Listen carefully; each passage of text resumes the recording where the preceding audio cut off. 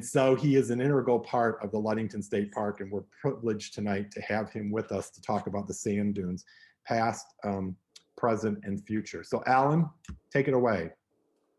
Okay, let me share my screen here.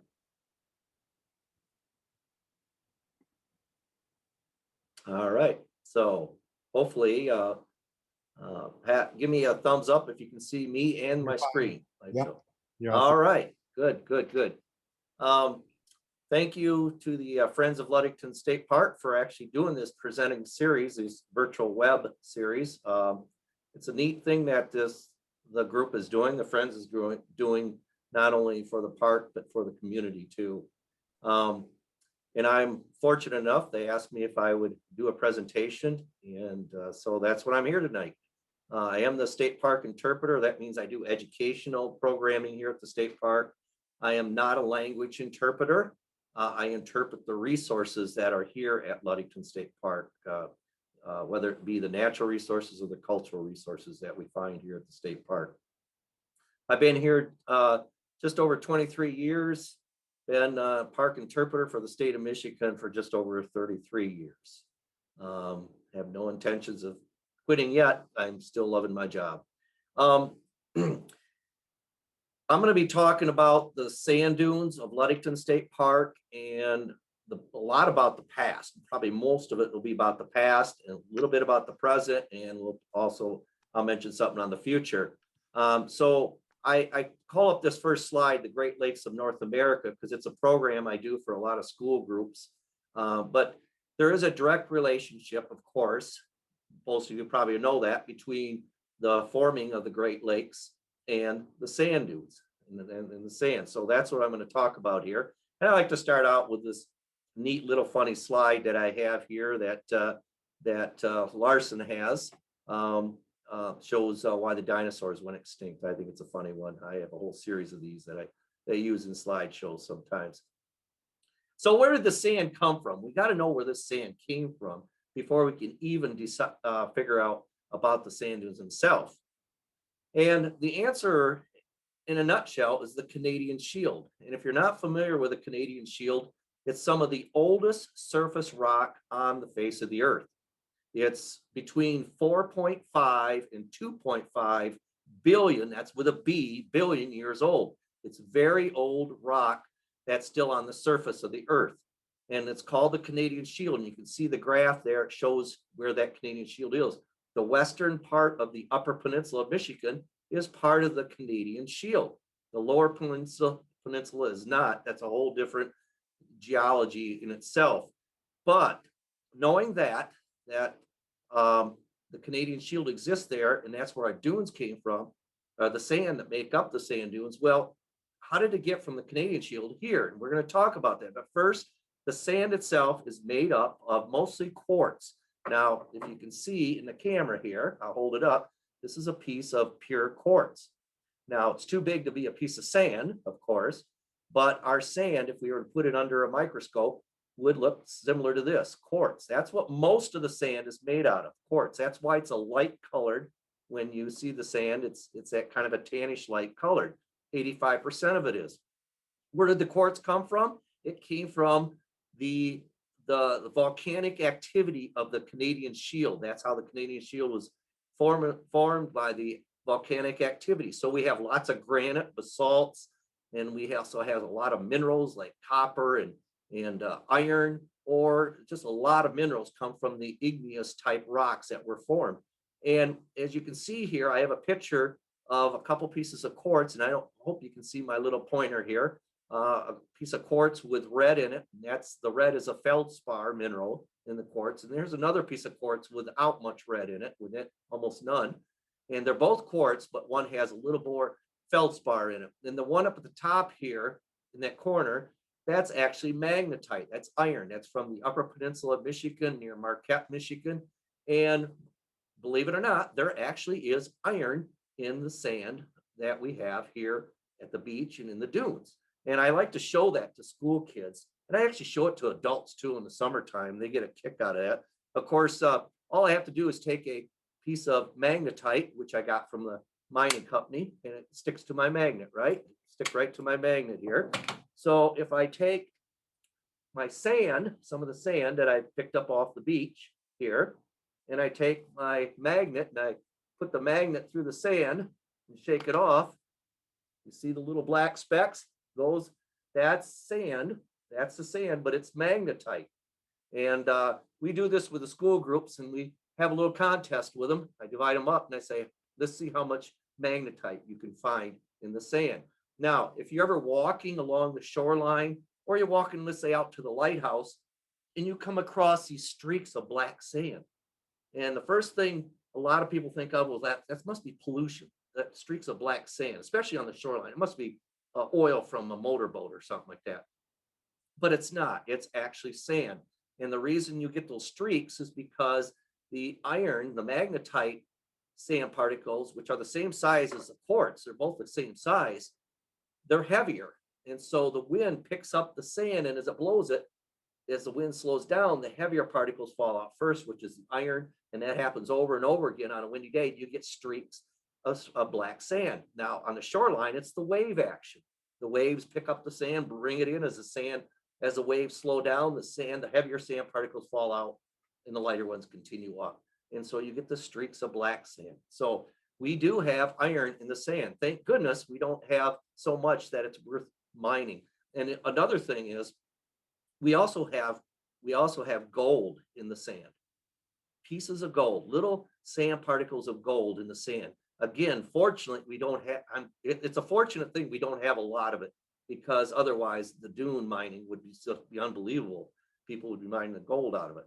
It's just traces of gold. Then there's other minerals too. So how did the sand get down here? We know that from the Canadian Shield during the Ice Age, the glaciers moved over the Canadian Shield. They actually formed on top of the Canadian Shield. And the glaciers, which were 1 mile, 2 miles, in some places 5 or more miles thick, that moving ice over that rock broke it up into little pieces, sometimes into big pieces. We actually have erratics throughout the state of Michigan that are size of school buses and bigger. But we also have a lot of little tiny pieces of rock that it broke up as it moved over, the glacier moved over. And of course, what else did the glacier give us? It gave us our beautiful Great Lakes. As the glacier moved through these old river valleys and digging them out deep, it left behind the lake basins that we have today. So I like to show you this slide here. This one here shows the area that we're in, the Ludington State Park area, but it shows us way back several thousands of years ago when the glacier was melting, when the glacier was just retreating away from this area. And what would be Ludington State Park doesn't exist yet. We were actually part of the greater Great Lake that was here at the time. Let's call it early Lake Michigan. Now I know geologically it wasn't called Lake Michigan at that time, but let's call it early Lake Michigan just for easy reference here. So the shoreline was actually the eastern shore of Hamlin Lake today. That was the shoreline of the early Great Lake. There was no land out here, what we call the parkland today. And what was happening at this time, the glacier was melting. And as the glacier melts, it's given off all this debris of all sizes, big rocks, little rocks, tiny rocks, sand particles. And of course, that raging water coming off that melting glacier is going to carry this rock.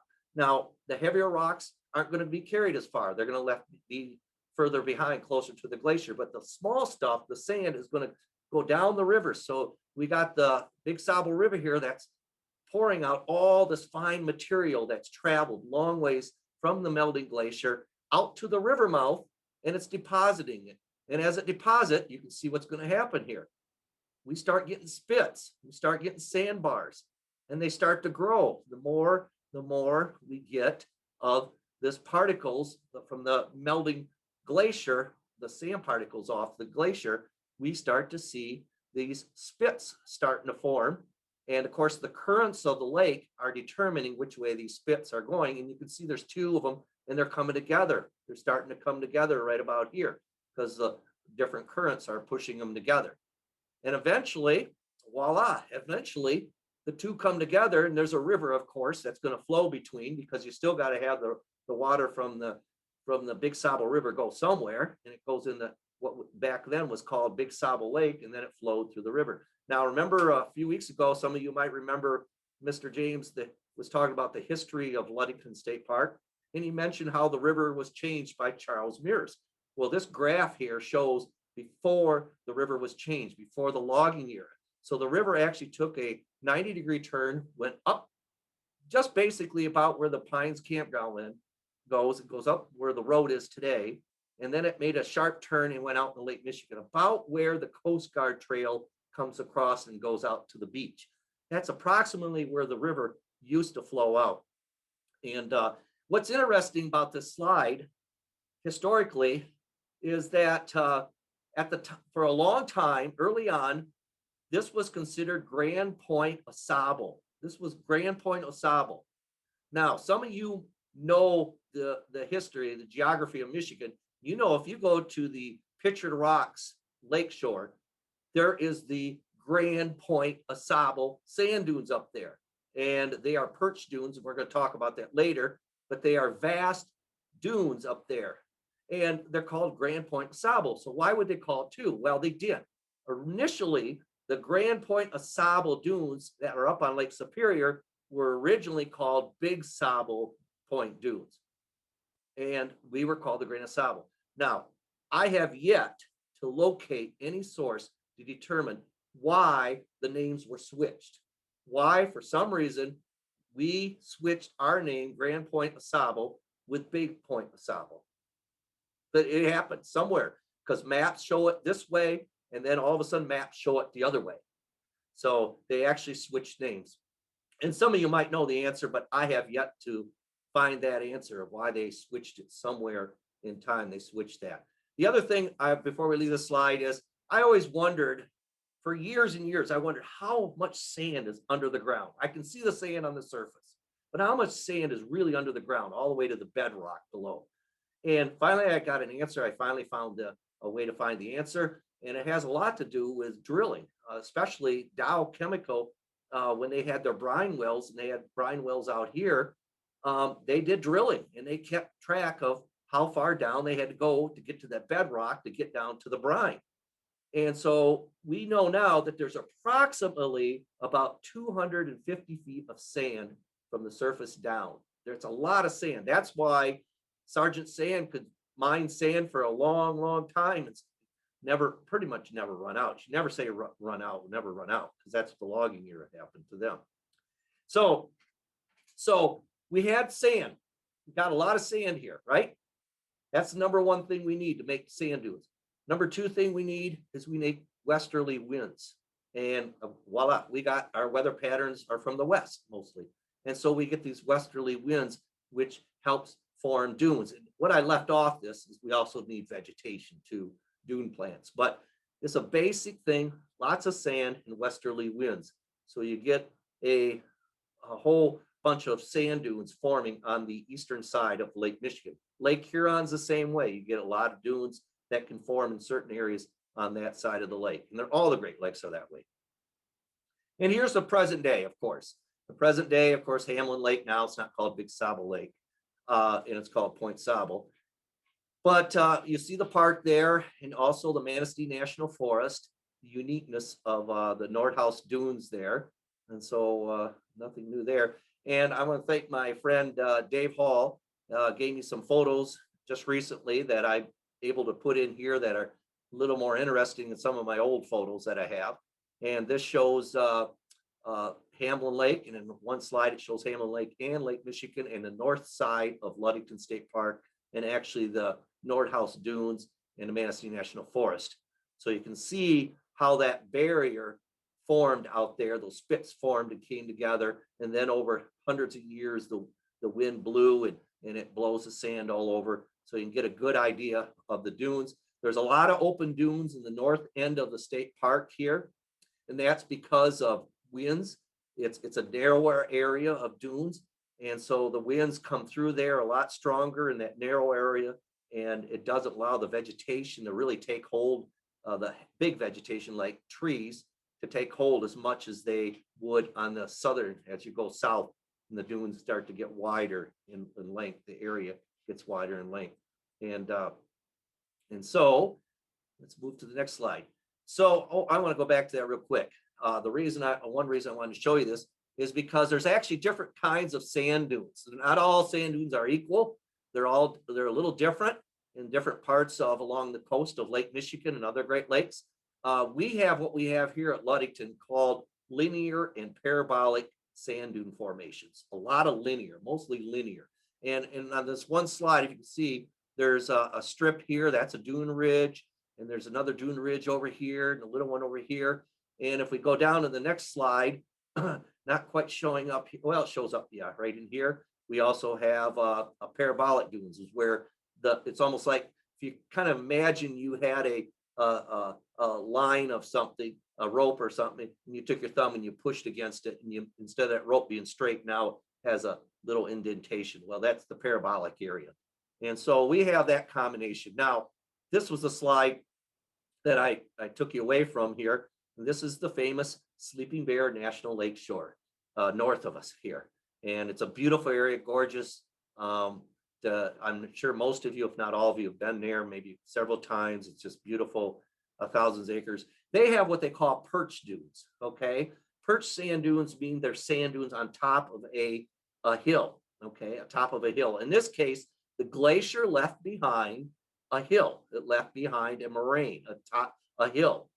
And over time, the sand from the lake was actually blown up. The wind caught the sand at the bottom of the hill on the shoreline and blew the sand up the side of the hill and on top, and it made sand dunes on top. I always tell children, the students, I say, think of it this way: your kitchen floor and your kitchen table. All right, your table is perched, it's up higher, right? Now you take a pile of sand and you put it on the floor, and you have the linear dunes or the parabolic dunes on the floor. You take that pile of sand and you put it up on the table, now it's perched dunes on top. And I said, then your mom will get mad because you brought sand in the house like that. But you can actually see the dunes formed on the top. It's quite a unique situation, much different than the dunes here at Ludington State Park and other places too. Grand Point Sable dunes are also perched sand dunes. What also makes the Ludington State Park sand dunes unique and quite different from the others is how close we are to the shipping routes, okay? Historically, we have always been close to the shipping routes. From Chicago, Gary, the lower part, the industrial part of Lake Michigan, all the way up towards the Straits of Mackinac. So ships, even today, and you probably have all seen this too, but a lot of visitors come to the park. They're amazed at all the big ships that come close to the shore in the summer because they don't see that in most state parks. And that's because the ship is going from point A to point B in the straightest route, fastest route it can. That they want to save money. It's good for their business. So they go as close as they can to the shore there. Now, the reason I point that out is because this is the main reason that over almost 150 years ago, that they built the lighthouse here. The Big Sable Point Lighthouse was built because shipping has always gone close to the shoreline here. And this point of land, we go back real quick to the map, you can see Ludington is a point of land that sticks out in the Lake Michigan. It bulges out in the Lake Michigan. So the federal government knew from shipwrecks and other things that the communications, they needed a point of reference for ships going up and down the lake shore. So they built the lighthouse. The Big Sable Point Lighthouse was built to give ships a reference point when they're going up and down the lakes. Nowadays, we have GPS and we have other advanced technology that really the lighthouses aren't necessity. However, I'm glad we keep them, and the Big Sable Point, they keep the light lit, but out of necessity, they just do it for fun today more. It's not necessary anymore, but it was very important. And there's a whole, maybe in the future, you could have someone from the lighthouse do a presentation, and they could give you a whole program just on that itself. And then about 10 years after the lighthouse was built, the life-saving service, not the Coast Guard yet, the life-saving service built one of the first life-saving service stations a mile south of the Big Sable Point Lighthouse. Now, I always wondered, why in the world would they build a life-saving station a mile away from the lighthouse? there was no road going to either one. They were out kind of in the middle of the dunes. Why not put the two together so they could work together? Well, the answer, after a while of doing some research, found out that in Washington, D.C., the life-saving service and the lighthouse service were separated. They weren't together yet. And they were very territorial, and they didn't want to step on each other's feet, and they didn't really care for each other either. They argued over money and everything else. And so when it came to building something out in the field, well, we don't want that to be right next to them. No, we might be stepping on their foot, or we might, we don't want that interference. Well, that's why they didn't build the two together. Unfortunately, they should have been built together. But log records from the lighthouse and from the life-saving service show that the people that ran those facilities here actually did work together, and they did have a good communication. It was just in Washington, D.C. that was. So that's pretty neat. And out of the life-saving service, we know of only 2 men that actually died from this life-saving service station here. And they died because somebody accidentally put the flag up on the ship upside down, which is a sign of distress. And so they went out to sea and they capsized, and 2 of the surfmen, as they called them back then, drowned and died. Those are the only 2 that we know of that actually died. And they didn't need to, because it was a mistake, because the ship was not under distress. Someone had put the flag up upside down on the ship. Eventually, the life-saving service and the lighthouse came together. We had the Coast Guard. Then it became the U.S. Coast Guard. The Coast Guard modernized all the stations and were modernizing. They built a nice, beautiful, modern one in the city of Ludington. They did not need this one anymore. It was tore down. 1952 Operation State Park, they tore down the remnants of it. So I'm going to go back this real quick, the lighthouse, because I think this is really interesting. This is a 1920s photo of the lighthouse. There's no road. There's no road yet to the lighthouse. So that gives me a time where this picture, when this picture was taken. There's no road yet. We know by the 1930s they had a road, because the park was being developed by the CCCs then.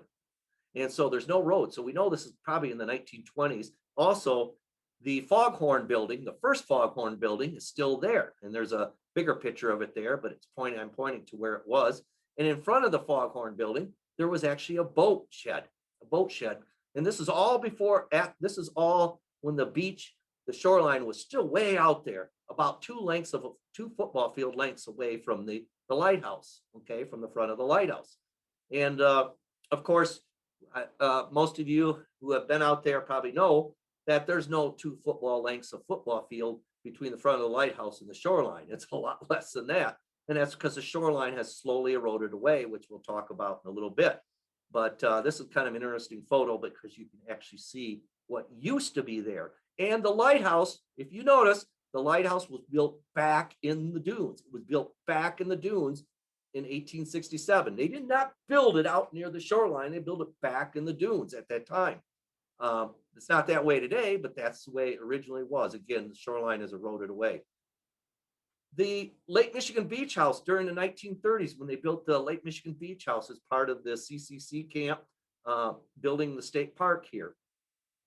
This is about 1935, because they're not quite done. There's a cement mixer there, and looks like they're still working on little things with the beach house. Well, what's interesting in this photo is if you look, you can actually see the Lake Michigan Beach House, again, like the lighthouse. It wasn't built right at the shoreline. It was actually built back into the sand dunes. At that time, it was in the sand dunes. And you can actually see how the dunes formed around the beach house there, or how the beach house was built into the forming of the dunes there, right there. It's not that way today, of course. A lot has changed because of the use. The dunes have never held up. The grasses that would hold the sand no longer could hold it anymore with all the activity. And there's a gentleman there planting dune grass, and that's a story in itself. When I first started here 23 years ago, we planted dune grass every year. We planted a lot of dune grass every year. And finally, stewardship in Lansing said, wait a minute, I don't think we should be doing this. I don't think that's the natural thing of the dunes, is to have that much dune grass. And lo and behold, we stopped planting dune grass, because actually they were showing that we are planting too much dune grass. We need some open moving sand for the dune ecology. And that's a whole story in itself. I threw this slide in here real quick because when I first started here 23 years ago, one of the first people that came up to me was this really old man, and he came up to me and he started telling me, and I love history. So he came up and he started telling me about growing up around here and his experiences.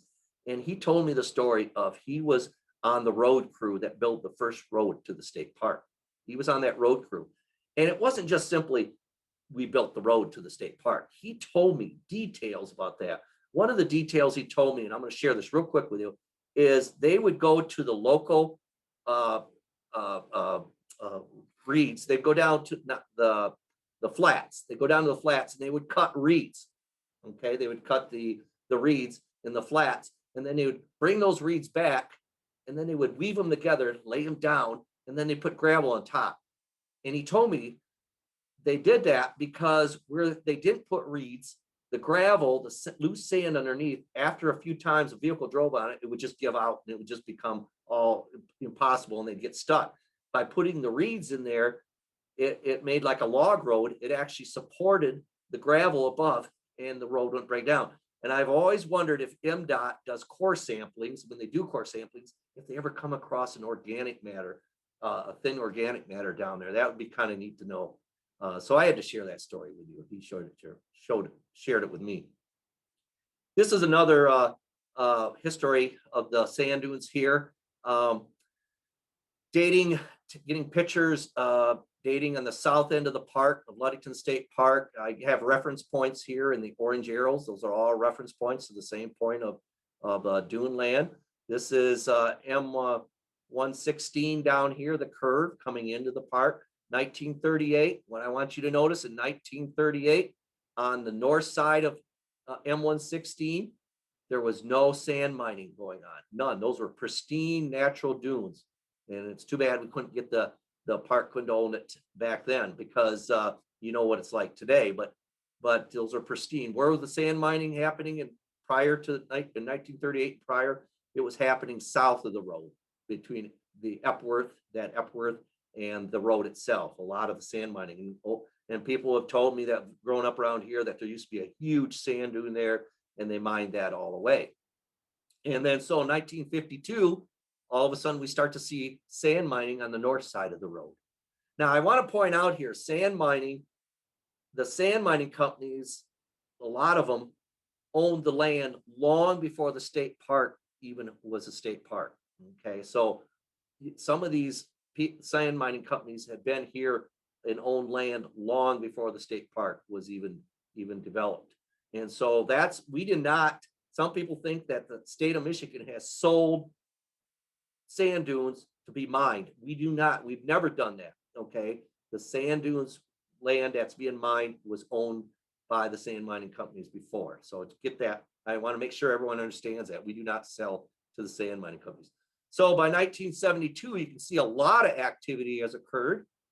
There's a lot of activity occurring in 72. And by the 2000s, all of a sudden we had a lake there. We had a lake. In fact, what you don't see, and I apologize to Mr. Dave Hall, is I couldn't hit that particular picture that he sent me, aerial view, that shows today. There's a huge lake, another lake that has been formed over the last few years from the sand mining company down there in the south end. That's all their land. Now, I want to point out right now, as much as a lot of us don't like sand mining, we do like to have cars. We do like to have nice things. And some of the things that we own, like automobiles and trucks and stuff like that, vehicles, some of those things depended on sand in the production. Okay. I used to work at a geology center years before I came to Ludington, and I got to work with some of the engineers at the auto companies, and pattern sand was something they talked about a lot. How they bought sand. State of Michigan, the dunes have some of the best pattern sand in the world. It doesn't warp. When they pour hot molten metal inside the actual molds, the sand molds don't allow the metal to warp inside. So it makes a truer, better engine block and etc. what they're making parts that they need to make for the automobiles.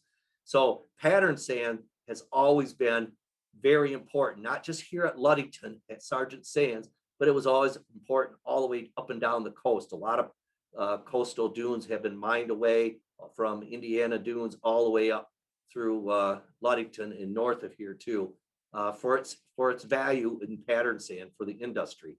Today, fortunately, pattern sand is not as necessity as it used to be because they found even better ways that's more ecologically sound than to just keep mining sand like this. Okay. So I want to point that out here. Now let's move into the present day things. This picture actually was taken at a low water level because there's a vast beach here. And most of you know, if you've been out here, there hasn't been a vast beach like that in about 7 years, 6-7 years. It's been a long time. One of the things I need to point out to you folks, I do this with the school children too. When a school bus comes here and I give them a dune hike, I take them through all these zones that you see, from the lake zone all the way to the back dune zone.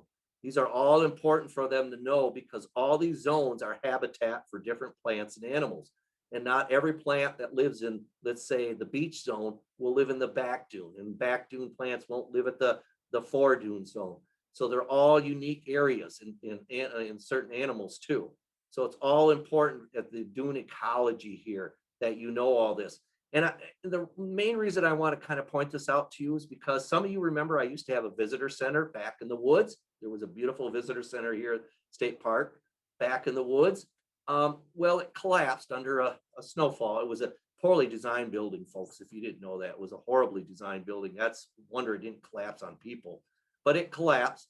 We didn't rebuild it, and we decided to move displays down to the Lake Michigan Beach House instead because we were putting so much in to restore that historic building.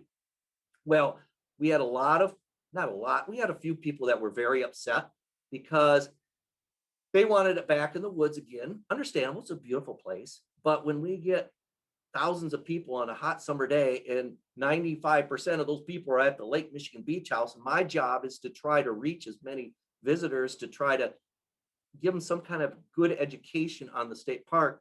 And most of the people are there on a hot summer day in the afternoon. They're not back in the woods. So we decided to do that. Well, I had some people say the beach, where the beach house is not part of the sand dune. The sand dunes are back here. They're not up by there by the shoreline. And I had to try to educate them.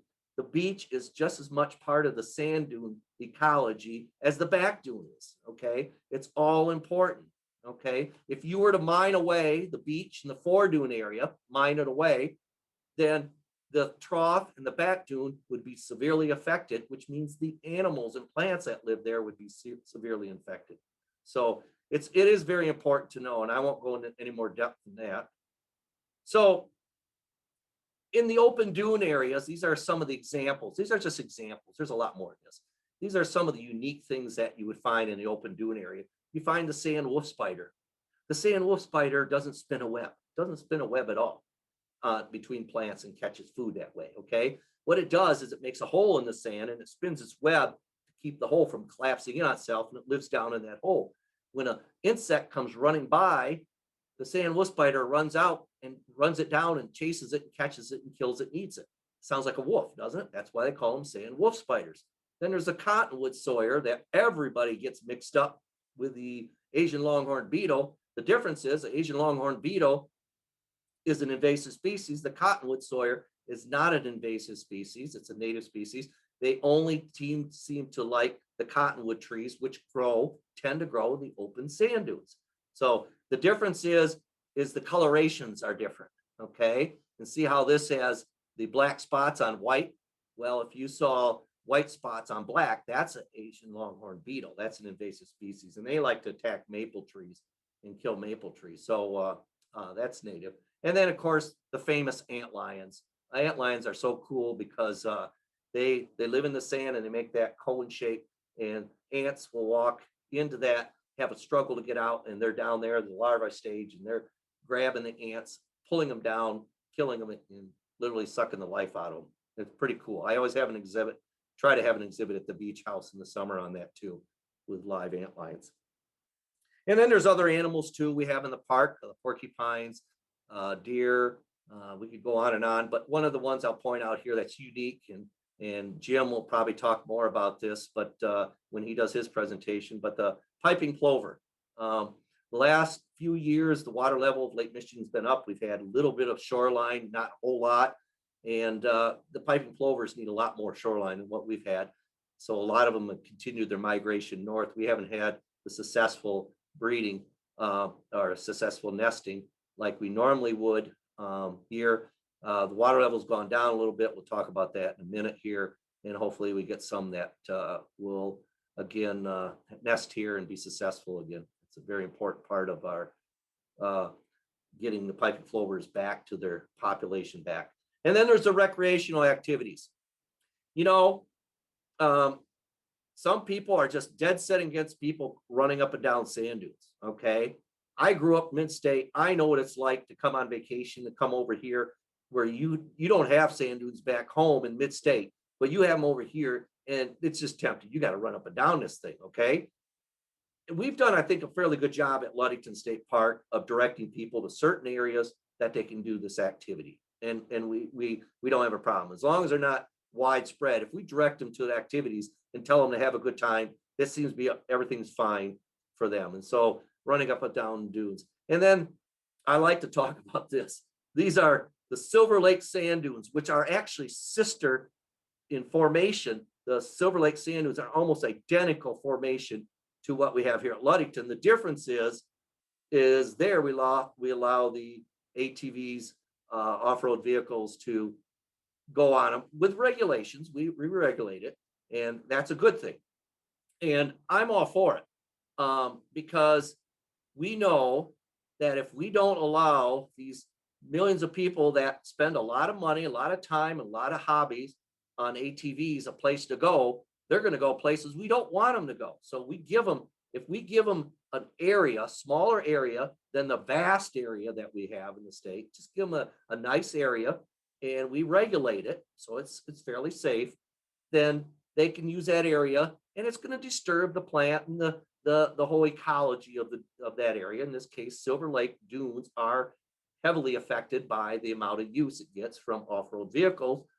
And I have to admit, it's kind of fun to go there from time to time when somebody has an off-road vehicle and go through the dunes. But it gives them a good place. We don't have that problem. They don't come here to Ludington and drive off the road and try to dune buggy here with their vehicles. And we don't want that because that will cause a lot of damage. So by regulating it, managing it, I think we've done over the years a pretty good job in the state. This is, of course, the beach here, the beach house at Ludington State Park. And again, the beach is part of the dunes.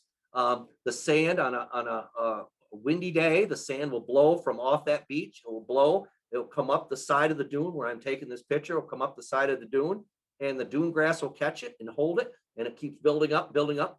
This dune I'm standing on 23 years ago, it did not exist. 23 years ago, that dune I'm standing on looking down, taking that picture, did not exist 23 years ago. That's how fast that dune has built. It's really amazing. I wish now that back then I would have had the thought to every year take a picture of that area, and you could have seen how that dune actually built through the years, the dune building. So the sand from the beach blowing helped build that sand dune right there.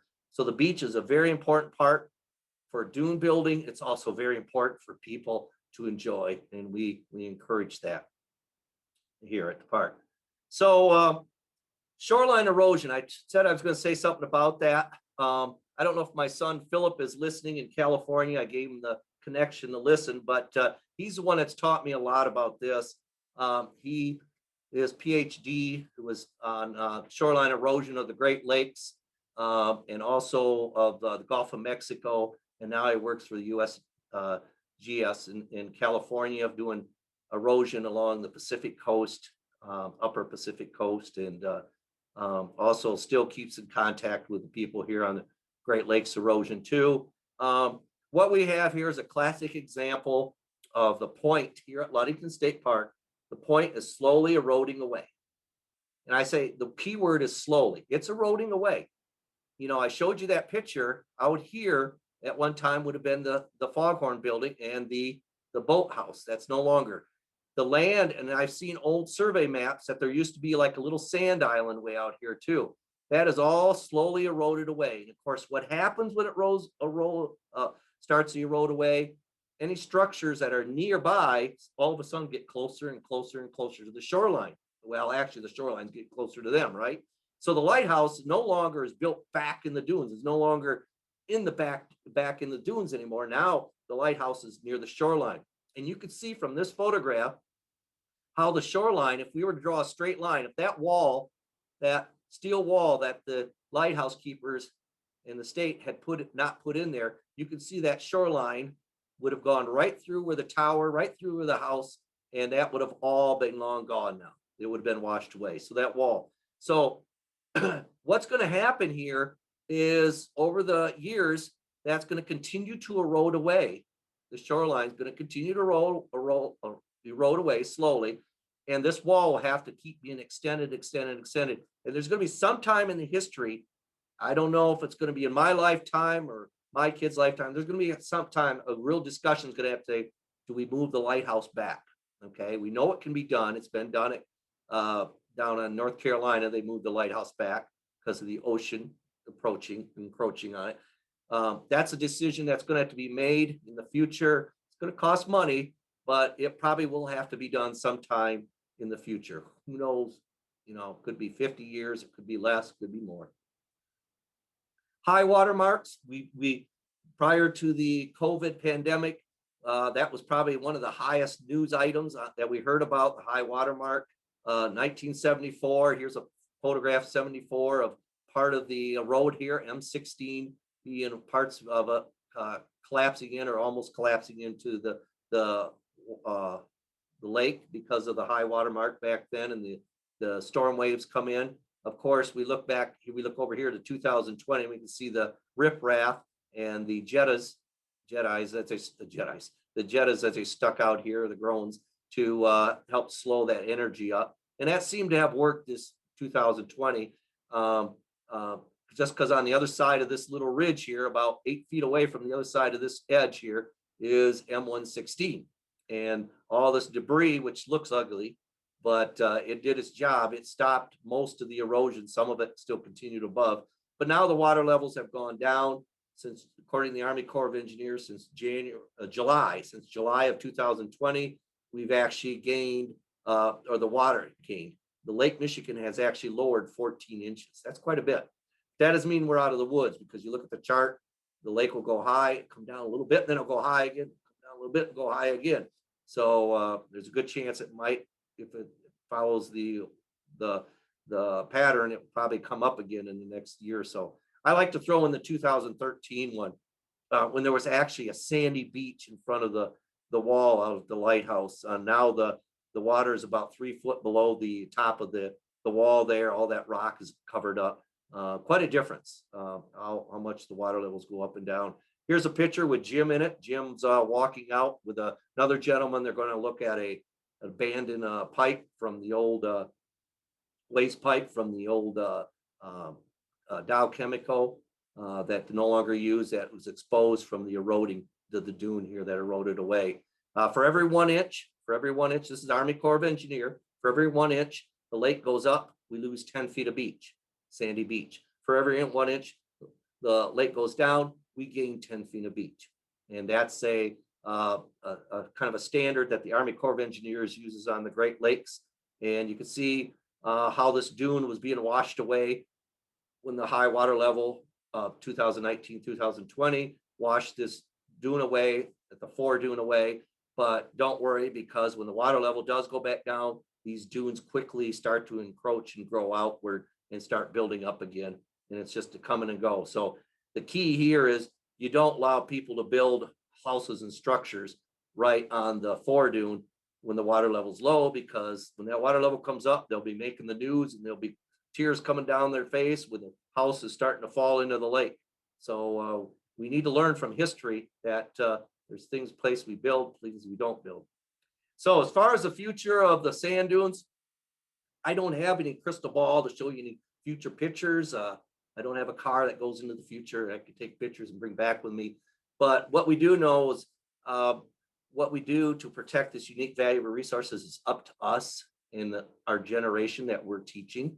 And we should never forget our shortcomings and teach our children so they can do a better job of protecting Ludington State Park's gift to mankind, humankind. And that's not to say we have done a bad job. We have actually done, I think, a good job. But there was things that we've done in the past that we look back, gee, why'd we do that? Well, we didn't know all the history, but the more we know, we should be able to teach and do a better job. So 100 years, 200 years, people can still enjoy these gorgeous, beautiful dunes, sand dunes we have. And this is the last slide here. So I'm going to say thank you. I don't want to go through that whole list of references. I just want to point out a couple. And that is number one, Mike Mullen. Mike Mullen, some of you knew Mike. He was the park manager, I've been here just over 23 years. So he was a park manager then, and he hired me to come here. And he took me under his wing, and he told me what he was hoping I would do as far as educational purposes. And so he was good. And Bill Lindenau, the late Bill Lindenau, he was a park ranger here. And Bill said, get in the truck. I'm going to take you and I'm going to show you all these unique places in the state park here. And he did. And he showed me and told me a lot about the state park that I'm sharing with you today. So, and all these other people and organizations, they were all valuable, very valuable. And I still love to learn from them as we go on. There's still a lot more to learn as we go on. So I'm going to stop sharing and see if you have any questions for me. So I'll turn it over to Patrick if he's there, or you can just ask me questions, I think. Maybe I can see it. There is one question that Francie asked in the chat. Are there any plans for classes on flora, on fauna of the dunes? Do you do any, or? I usually don't do, I know what you're saying. When I do a dune hike, I talk about the plants of the dunes, the zones of the dunes. I don't stress just plants. I talk about other things, animals, the formation of the dunes. It's kind of a mix of everything. But to do actually a quote, just plant, I've never done that, simply just a plant. But that's a good idea. I will give that serious thought for this coming summer. One of the things, Alan, in line with that is that discussion that the Friends group had with you and Jim and so forth a few months ago about doing a brochure about certain plants within the state park. And Jim and I actually have a meeting, I think next week, with a local, somebody that's local that's interested in helping to pull that together. So not that that's going to be a class, but I'm sure you're going to have extensive input to that brochure. And maybe that's the suggestion in terms of maybe we do something that's also specific for the dunes. Sure. In terms of sure. The more we can get things like that out into the hands of people, the better. Because when they come to enjoy the park, walk, let's say take a walk, they have a better understanding of the park and why it's so valuable to everybody. I'll ask a question, and everybody, and if whoever has a question, you're free to put it in the chat or to unmute yourself and ask. But Alan, you made the comment in terms of not knowing in terms of how much sand has been mined. But I'm just curious, does the state monitor how much sand's still taken out on a yearly basis?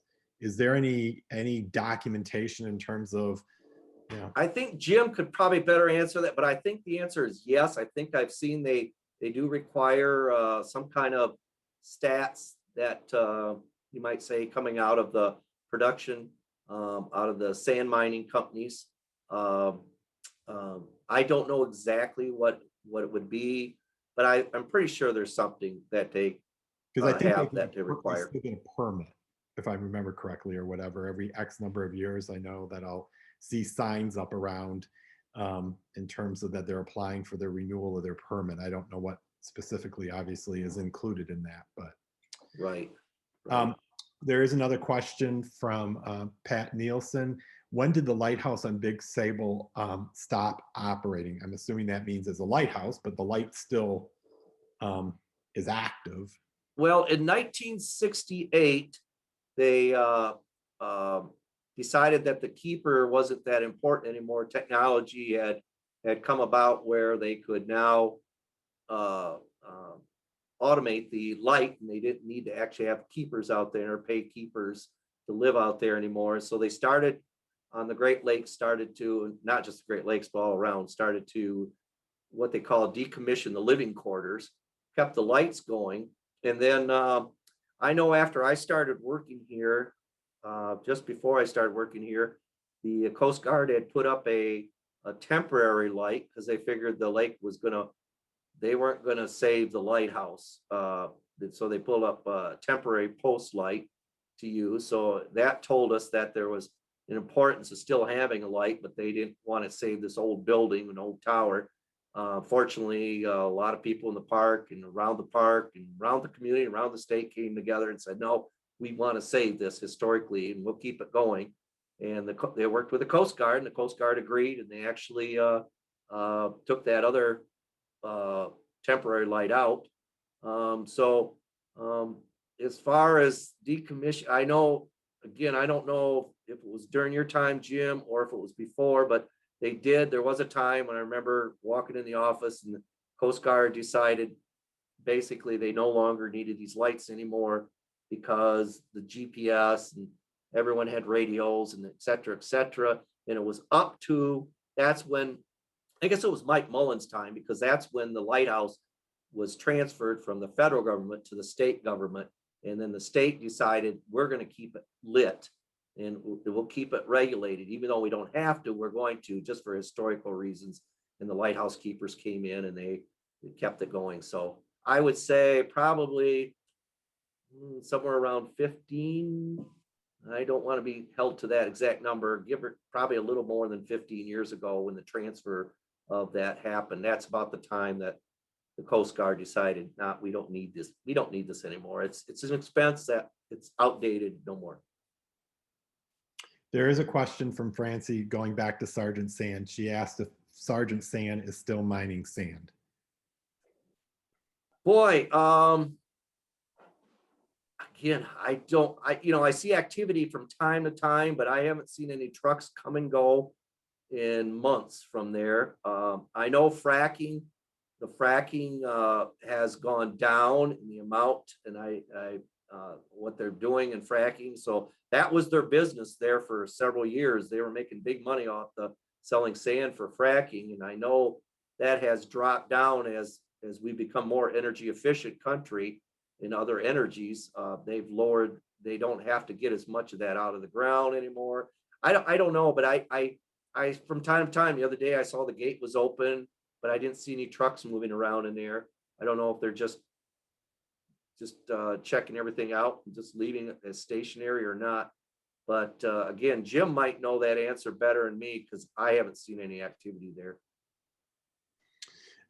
There is a comment from Kathy Murto. Thank you for all the information. My scout troop came out to the lighthouse about 20 years ago and planted 10,000 square feet of dune grass for their Civil War project.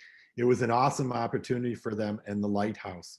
So I guess you had some assistance, Alan. Yeah, well, from time to time, we still have some dune plantings, but not like we used to.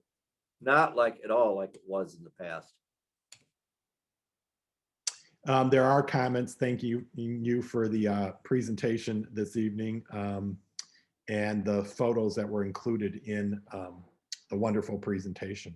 If anyone does have other questions, you can put them in the chat or you can open your mic and ask Alan.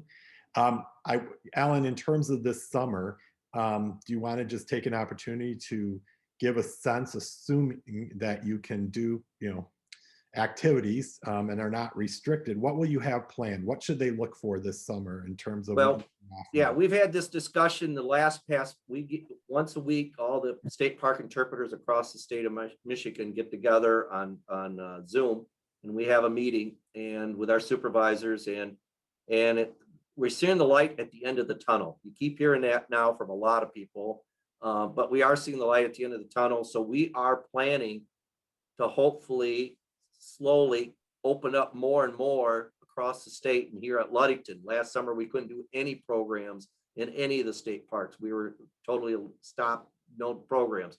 Now we're told we can actually hire seasonal workers, which we're in the process of doing. and to help with programming, and we can start doing programming this summer. But it's kind of a, you know, if things continue to improve, great. If things start to kind of go back, then we might have to pull back a little bit. But right now, we're planning 7 days a week programming at Ludington State Park, myself and with my seasonal worker that I get. We have the Friends group paying for and sponsoring all the guest presenters. I've got 16 of the 18 slots filled right now for this summer, and that will, you folks will actually publicize that in a few months, in a couple months from now, and get that out so all of you will know who's coming and when they're coming to present the here at the state park too. And we might have to make some adaptations, you know. We just don't know quite how that's going to work, but we're being hopeful, and we're still going ahead with planning. I'm not seeing any other questions, and it is and so if there are none, I'd like to take this opportunity again to thank Alan for the presentation tonight. My wife Maria was here with me, and she commented that, as I said earlier, anytime we're with Alan, we certainly benefit personally in terms of learning so much more regarding the state park, and that's true tonight in terms of the things that I learned about the dunes and the geography and, you know, the overall area. So thank you very much, Alan. I want to remind everyone there are 3 other Zoom sessions, and these are all free. You simply have to register at the Friends of the Ludington State Park website. The one coming up on March 23rd will focus on Hamlin Lake Preservation Society. Wayne Anderson and a number of his colleagues will present on activities that they have underway to support the Hamlin Lake, which of course we all, in terms of the use of the Ludington State Park, benefit from. And then on April 8th, we'll be talking about the invasive plants in and around the Ludington State Park with a number of different organizations besides the Ludington State Park. The Mason County Conservation District will be heading that one up. And then on April 29th, Jim Galley, the park manager, will be giving that State of the State Park address. And so again, Alan, thank you very much. And thank you all for participating this evening in this video series. And we will be emailing out a link to the recording in a few days. And if you're interested in becoming a member, you simply have to go back to the Friends website and join as a member, or support our new kayak and canoe launch, which again will be installed this summer, hopefully by mid-June on Hamlin Lake. So any last words, Alan, as we sign off? Thank you. And folks, come out and enjoy this beautiful state park that's in your backyard. Thanks a lot, Alan. Everyone have a good evening. Thank you very much for participating.